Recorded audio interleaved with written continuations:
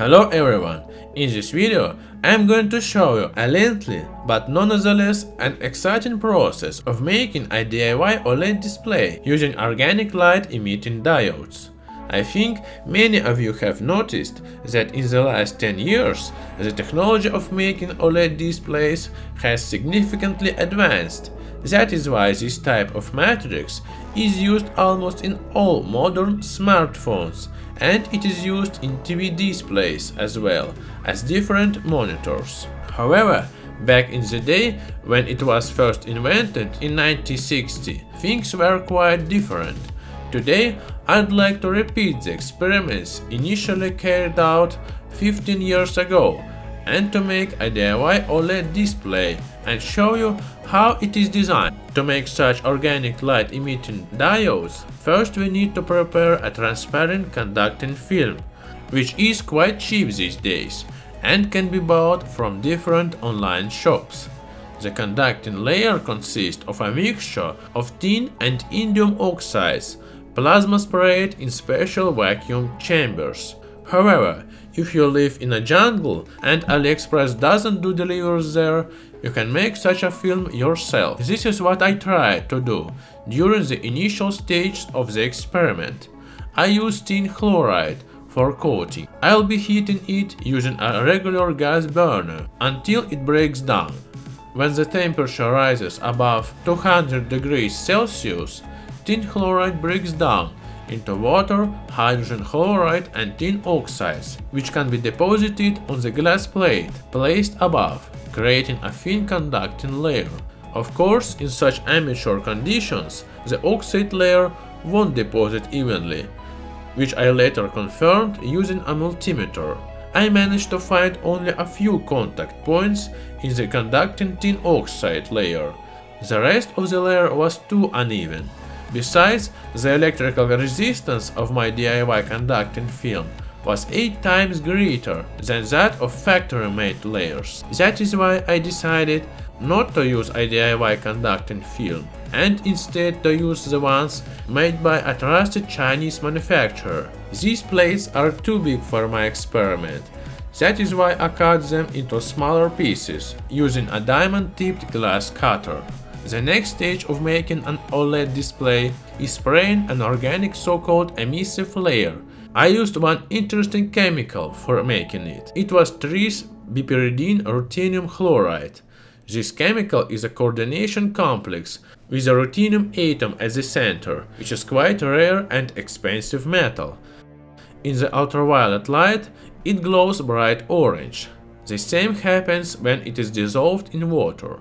However, I choose it not because it is beautiful, rather because in the electric field, these red and orange crystals can emit light on their own. First, I need to firmly fix this ruthenium complex on the glass, and I'm going to use a regular school glue for that.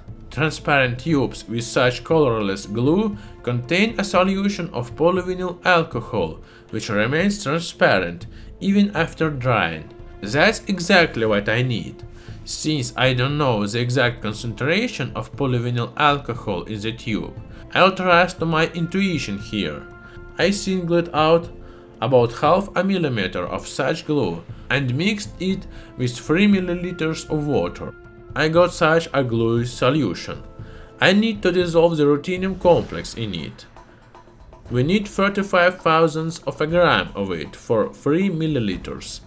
We can apply this solution to the glass in two ways. We can just spread it with a cotton swab, but there is also a more technological method. In order for the layer to be more even, I applied it using a DIY centrifuge, which is a computer cooling fan. When the cooling fan spins, the excess solution slides off the glass plate, leaving a thin layer just several micrometers thick. I got a few samples. I coated 2 of them in an emissive layer using a regular cotton swab, and I used my centrifuge to coat the other samples. Now I am going to leave them for 1 day in order for the layer to dry off. The next day I noticed that the coating which I applied using a cotton swab turned out to be extremely uneven, and part of the ruthenium complex even crystallized. Other coatings looked more or less even, but further tests are needed to see if it really so. The last, but not least important stage of making such an OLED display is application of the second electrode on the dry emissive layer. Liquid metal fits perfectly. I am going to use an alloy of indium and gallium. I have a sufficient amount of these metals. If I touch a piece of indium with a piece of gallium, there will form a liquid alloy, and its melting temperature is just 16 degrees Celsius. It's very handy to apply this alloy to such a DIY OLED display with a cotton swab. After applying it to several places, I am connecting a positive electrode, in other words anode, to the conducting film, and I am connecting cathode, in other words the negative electrode, to the liquid metal layer. I set the voltage to 4 volts, but I can't see glowing yet. Strangely enough, all of my attempts to make this OLED display glow have failed. Maybe that's because I added too little glue to the solution for emissive coating, which is why part of the ruthenium complex may have formed crystals on the surface of the glass, which wasn't supposed to happen during our experiment. For my second attempt, I mixed glue and water in the 1:1 ratio. Also, I weighted the needed amount of ruthenium complex more precisely, using brand new scales. Then I applied the same coating to the conducting glass with the help of the centrifuge. Then I dried the glass with a regular hair dryer. It's worth noting that this method of drying turned out to be much better than leaving it to dry overnight.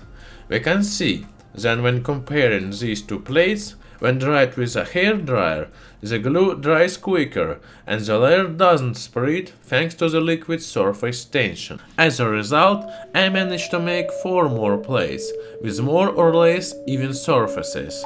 This time I have put the test display on the glass and placed the second camera underneath in order to immediately see if this display works. After applying a drop of liquid metal, I'm touching the metallic drop with a negative electrode, and tada! We have faint glow. We need to be very careful and not to accidentally touch the lower emissive layer with the electrode, in order for the display not to short circuit. In order to touch the liquid metal more softly, at my next attempts, I used a graphite electrode instead of the copper one.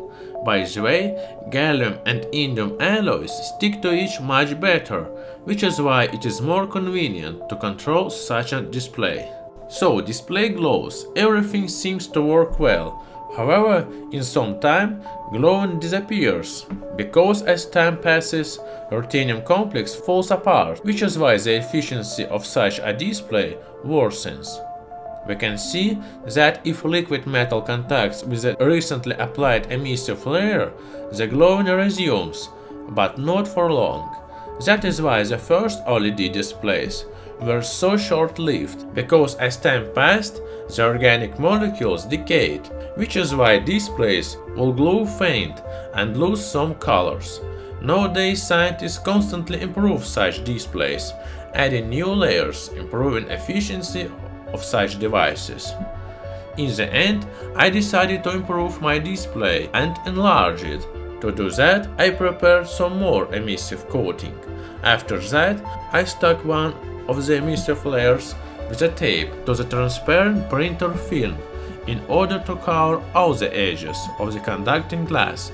Then I spread a thin layer of the liquid metal and stuck this sandwich on the copper plate in order to make it more convenient to observe glowing. After connecting all the contacts, I'm applying 5 volts and the display starts glowing. It's worthy of note that this doesn't happen immediately, rather with a delay. Glowing here isn't very bright, and it quickly fades because of the decay of the organic layer.